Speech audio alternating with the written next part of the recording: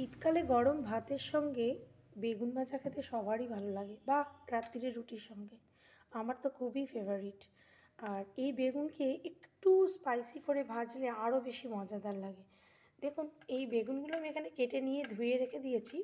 বেগুনগুলোকে ভাজার সঙ্গে এখানে আমি একটু বেসনের মধ্যে হলুদ গুঁড়ো, নুন, লঙ্কা গুঁড়ো দিয়ে মিশিয়ে নিয়েছি। এবারে কিছু না, এটাকে একটু মিক্সড করে নেওয়া হবে। এটাকে মিক্স করে নেবেন।